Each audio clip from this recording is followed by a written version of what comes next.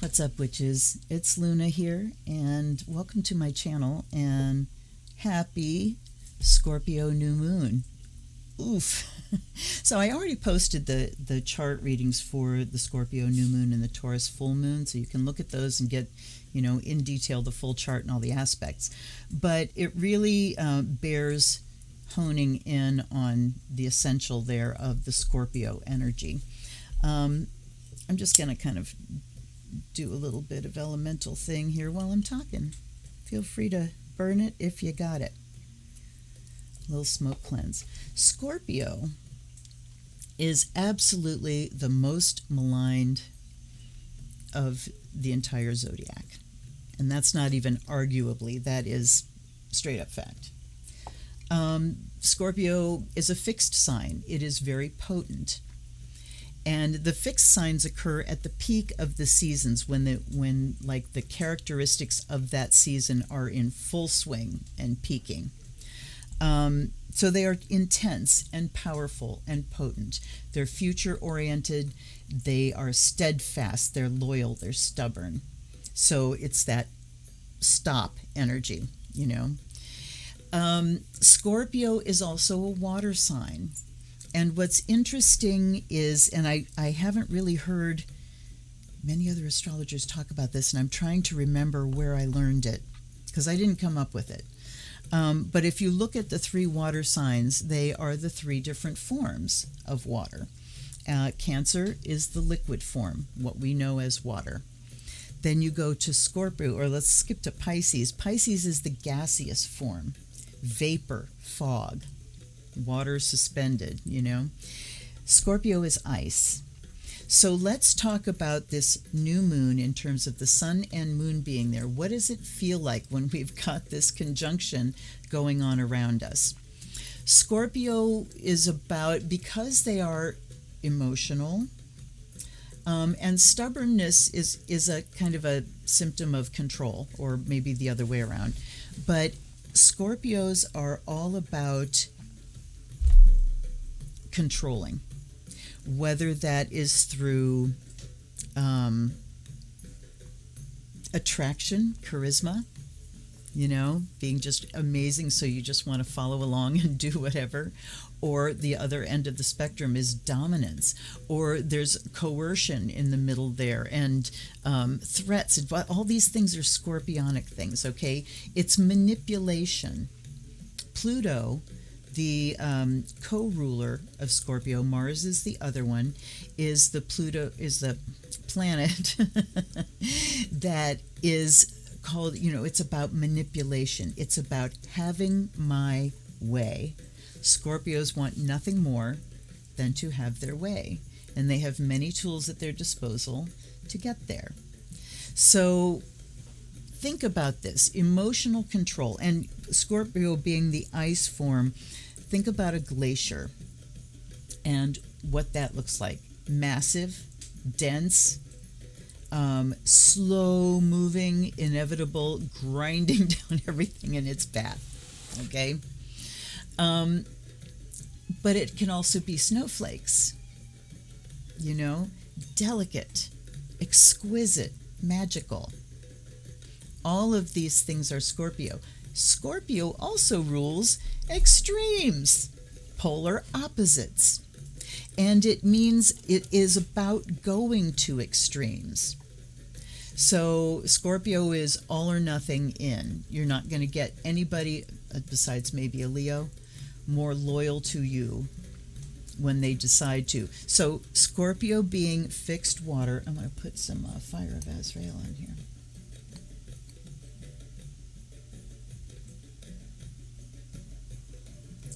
So Scorpio feels intensely.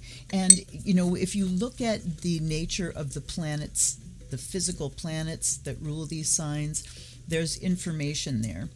A spoonful of matter that would weigh maybe not, less than an ounce on Earth weighs an astronomical amount on Pluto, just because of the atmosphere, the gravitational pull, the density, all this, physics stuff. I'm not a physicist, in case you couldn't tell. So think about that with Scorpio. Just, it's dense and intense. you know? So the Scorpio sun is about my will be done. The Scorpio moon, I want to go back here. So it's about my will be done, but it's also about whatever it takes to get there. However, I have to change in order to get where I need to go, because Scorpio wants to be in control of everything, in control of me and who I am. And because it rules, Samhain time, death and rebirth, those are the two extremes. So nobody does reinventing themselves like a Scorpio, and they can project whatever image outward that they want you to see. But the thing that's going to be consistent throughout is they're going to feel intense, and they're going to feel like significant and charismatic. So, if you have Scorpio, Sun, Moon, or Ascendant, all of these things apply to you. And when we look at this overarching energy as far as a transit, the new moon, the full moon, what is it that we're dealing with?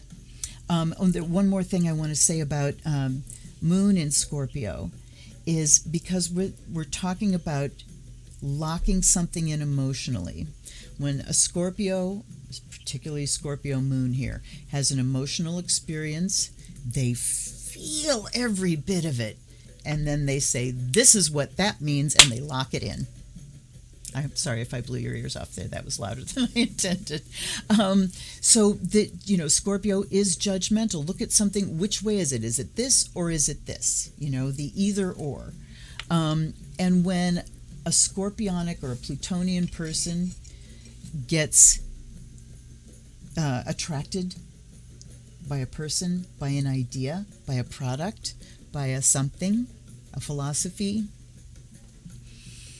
and they decide they like it, it is the best thing going. It's the best thing ever. And then if they then turn and finally see the whole picture, and that it's not all just one way or the other, then they can shut off just as completely.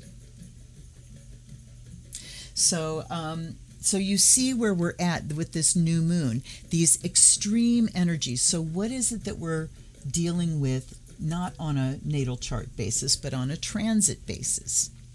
Well, we are dealing with the topic of death and transformation. Scorpio naturally rules the 8th house in a chart. And that house rules, I always say, the three social taboos: sex, death, and taxes. So it's the opposite of the 2nd house, which is money, values, the material. My values, my resources. The 8th house is about other people's resources. What support do I get? What do I get from you? And how do I get it? Think about manipulation with Scorpio. How do I get what I need from you? So, when you look at the chart, at the natal chart in terms of the personal, 8th house, when you say other people's money, that doesn't really apply to me generally. It's how I get the things I need from you, and do I have that support? That house will show it.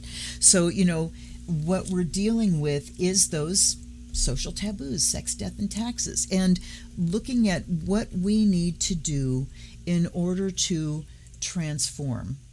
In order to, Scorpio rules, this was a thought I was having earlier. If you've ever had an initiation, you have. You might not know it. You might not have had a ceremony, but we've all had initiatory experiences. And this is something that Scorpio rules. The 8th house is about the occult and magic, hidden things, Pluto, hidden things. Anything that's under. So, an initiatory experience is about deep change. So think about a time in your life when you went through an experience that changed you for good and forever, that it became one of those dividing lines in life. Here's before this happened, and then there's after this happened, and I'm two different. I am a different person on the other side. That's a Plutonian experience. That's an initiatory experience. So, and I like the definition of mystery, but it also applies to initiation, the lessons that we become, because they have such an impact on our lives, on our everything, that it shifts us at a fundamental level. It shifts us at our foundation. And it's an initiatory experience because it initiates a new phase. It's like, did you have a particular moment where you suddenly realized what adulthood was and it had landed on you? Oh, wow. Okay, that's an initiatory experience. Giving birth is an initiatory experience. Going through the death of a loved one, certainly initiatory. And magically, when we get to a place where we suddenly have a realization of the universe, of inner workings, of how things are connected, that initiatory experience, that experience of mystery, of, I'm here, I'm in it, it's real. This is all Plutonian stuff. So on a Scorpio new moon, and let me say that these eclipses, because they are eclipses, it just makes it more intense, because the sun and moon are riding the same plane. That's when we get eclipses. Generally, we've got the path of the sun, and the moon goes up and down around that. It kind of does this around the Earth. But when they pair up on the same plane is when we get the eclipses. And eclipse energy holds from this pair of eclipses until the next set, which will be next spring. So, initiatory experiences, taking time now to go back and remember those, to look at them and see how the change happened to you, what it felt like, what impact it had on your life. And then we look at, a lot of initiations happen, unexpectedly or just unplanned, in an unplanned way. So this is an opportunity to plan and look at what it is I really want. What area of my life do I want to deepen? Scorpio is deep, deep, deep, deep, deep, deep water. So another thing is Scorpio can be, yes, it's ice, but it can also be stagnant water. Cancer is water that flows. So Scorpio, if you think of stagnant water, when something's stagnant, it can get infected, right?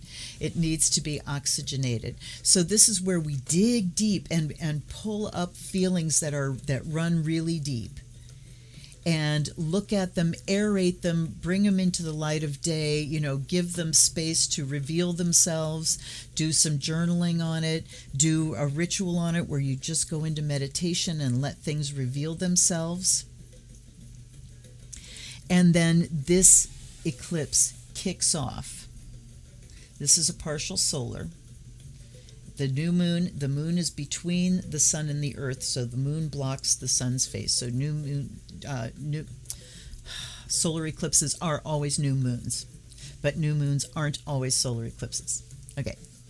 The Taurus side of it, coming to culmination. So we go from the moon in Scorpio, which is the most difficult position of the moon, because the emotions are so intense and so difficult to access and make flow. And one of the transformations that Scorpio goes through, particularly Scorpio moons, is that realization, the initiation of, you're not in control of everything. And in fact, you're not in control of anything. There isn't much you're in control of. So get your focus on what you are in control of. And then make a pact that you're going to let those emotions flow. Okay. I'm sorry, my son just came in and told me there are zillions of birds in the woods and they're just making tons of noise, so I'm going to open my window.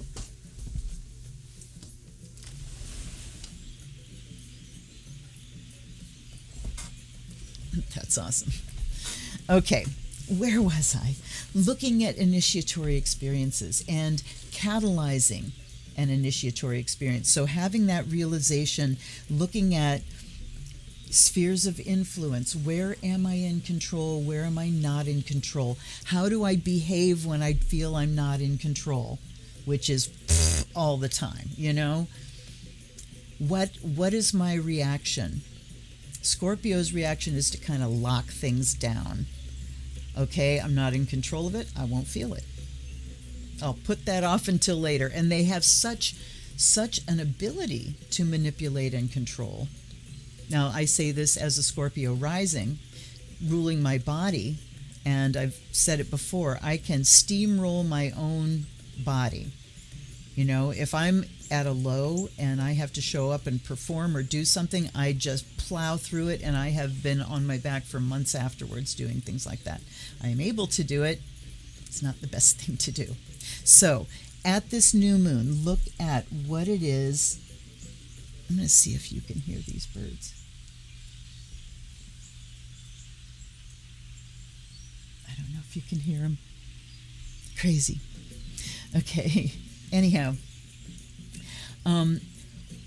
what is it that you need to relinquish control of, or the illusion of control? And also, because Scorpio is ice and that solid form, Scorpio is about boundaries, emotional boundaries.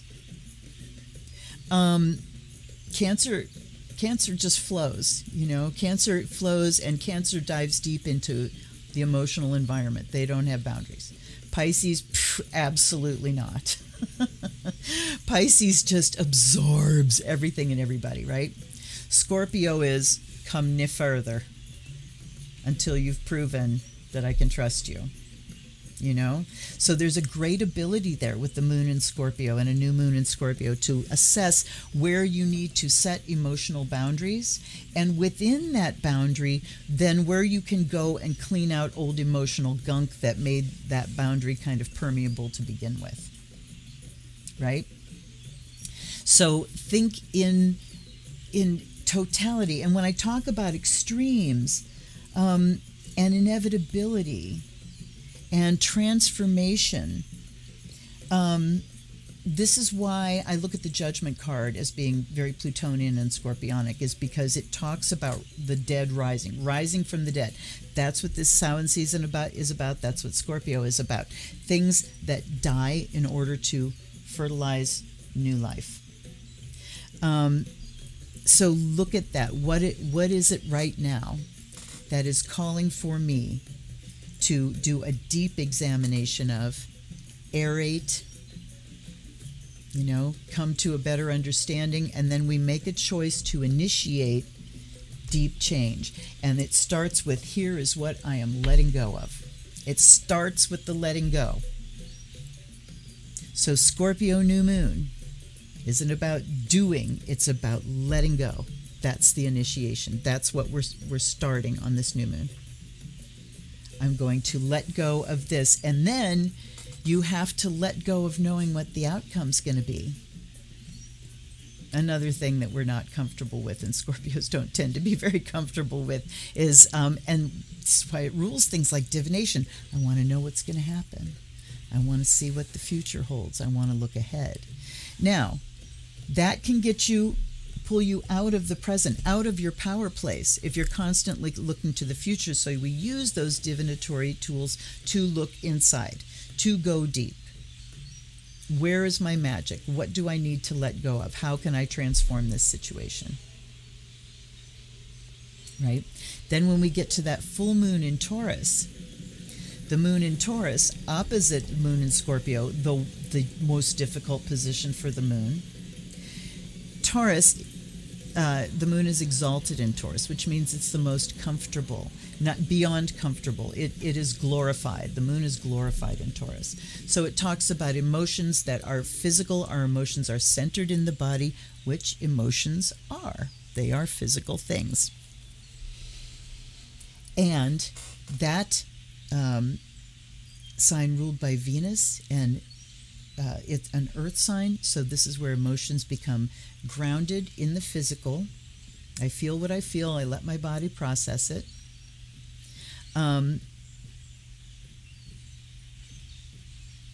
Almost had a thought there, sorry.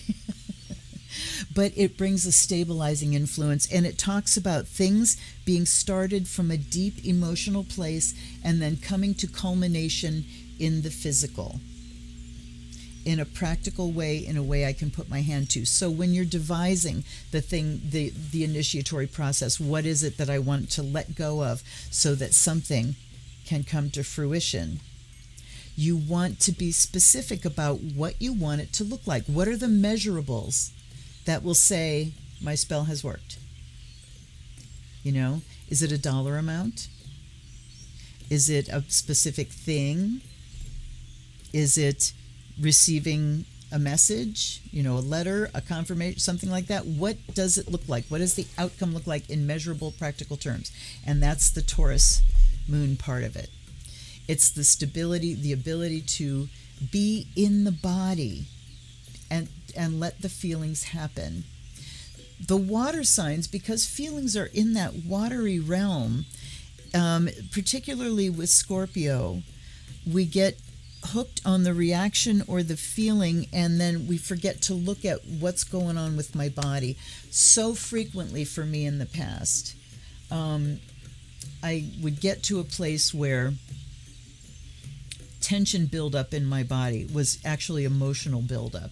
And I can feel the tension in my body. I can feel, and I don't have a Scorpio moon. I have Scorpio rising, so that rules my body.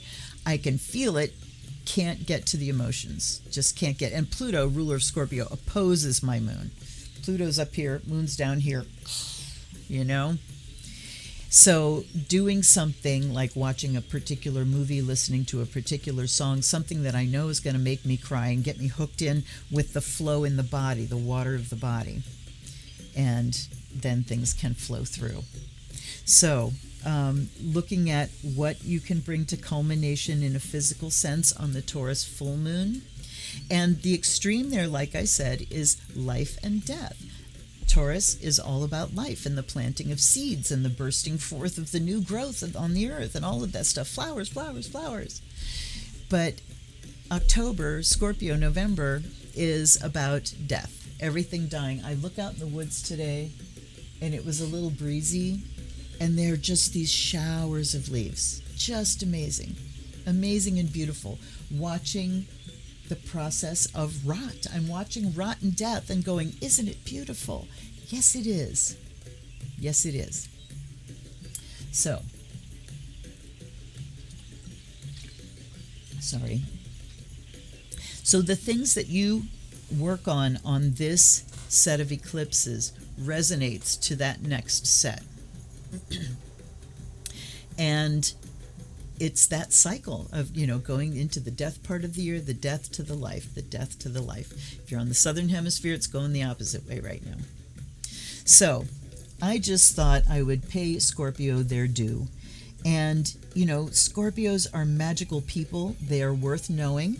Once they go through that death of the personality, because rising sign is the personality, right? Death of the ego and the personality, which is, it's not about emotional fulfillment, isn't about me controlling things, you know?